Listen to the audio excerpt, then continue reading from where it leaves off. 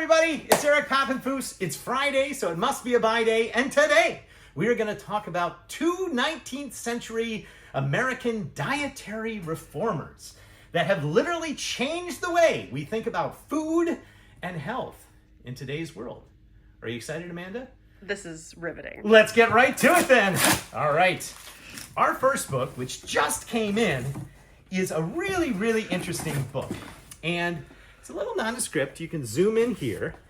But it is called Graham's Lectures to Young Men. And if we open it up to the title page, right after the testimonials, you'll see that it is a book by Sylvester Graham.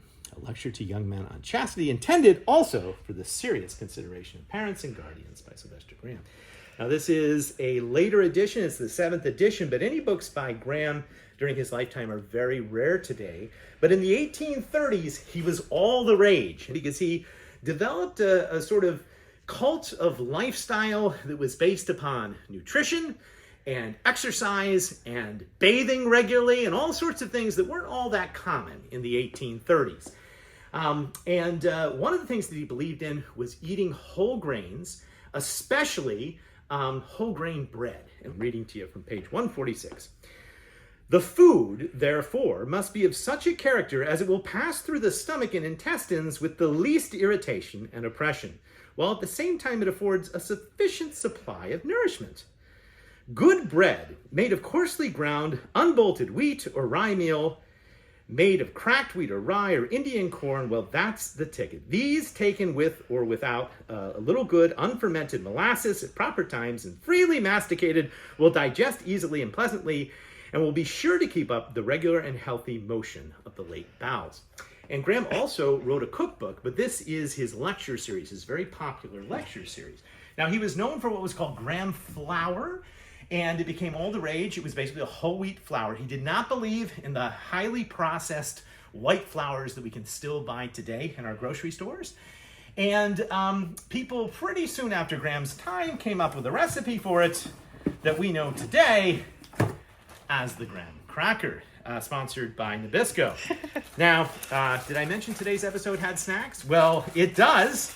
And I think in honor of Sylvester Graham, we're going to have a Graham cracker. I don't think you can indulge in one as easily since you're filming, Amanda, but Jill, if you want to come over here and sample the Graham cracker, let's enjoy it. Sylvester Graham would not have approved of s'mores, and he really wouldn't have approved of the Graham cracker because it's a little too sweet. Okay. He preferred things that were plain. But it is made with that sort of Graham flour, of which he was famous.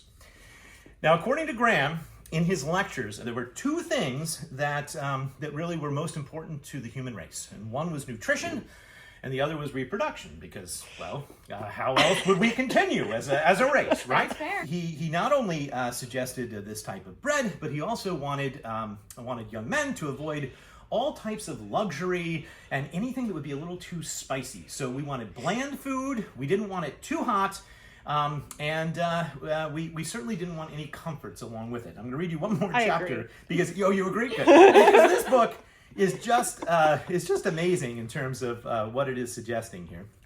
If we train our offspring into the early and free use of flesh meat, and accustom them to high seasoned food and richly prepared dishes, and learn them to drink tea and coffee, and wine, and to indulge in various other stimulants in which civic life is universally cursed. If we give them feather beds, or we give them a nerve-rating dress, well, this will all destroy them. It will make them more prone to other types of lascivious, his word, behavior, including a propensity for wanting things like sex, which Graham believed was absolutely should be as limited as possible and not frequent. Now, you can imagine him giving this lecture to a gymnasium of young men, right?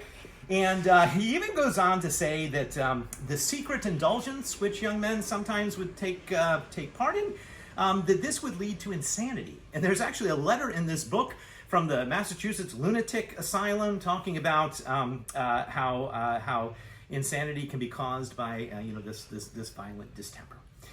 Well, that's Sylvester Graham. Now, what's also interesting about Sylvester Graham is that his followers were called Grahamites.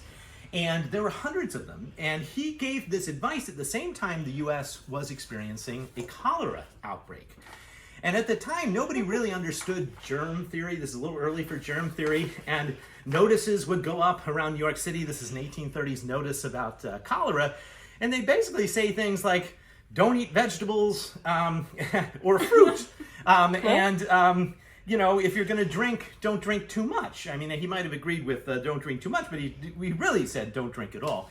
And what happened was that all the Grahamites who were bathing regularly, because they, again, it really had much more to do with sanitation than it did anything else, the cholera outbreak, they all didn't get cholera. And so more and more people adopted this wonderful Grahamite method, and they even founded a college, Oberlin College, that was founded entirely on the Grahamite diet and exercise.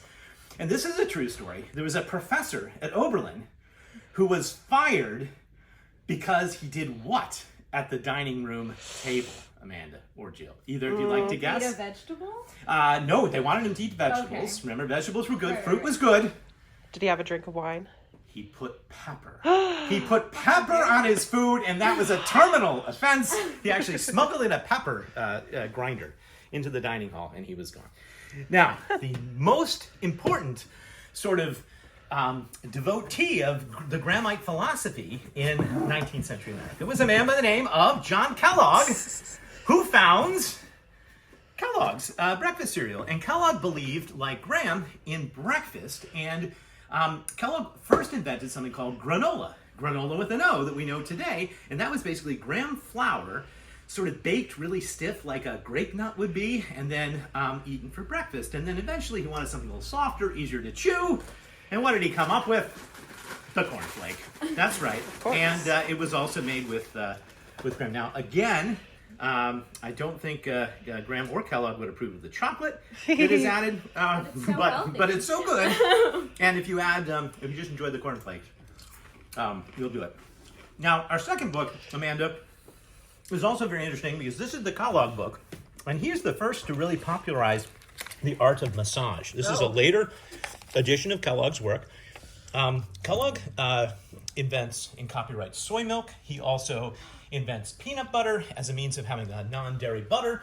He corresponds with George Washington Carver, and he invents sort of the first meat product, which is fake meat, or a meatless burger. That's all done at his sanitarium in Battle Creek, Michigan, where people also go to get massages, including famous people like George Bernard Shaw or Henry Ford or Thomas Edison. And when you think about it, massage is a bit like baking bread, especially if you realize that what you're really doing is kneading the body. So here's one of these great plates explaining kneading. And he was also a big believer that it helped with the digestion if you massaged the abdomen as well. That's something that we're not as used to today. Oh, by the way, Amanda, there is the ideal man. So just in case you'd like to see. Sure. But here is the abdominal massage, which helped with digestion. So Kellogg, absolutely fascinating devotee of Sylvester Graham.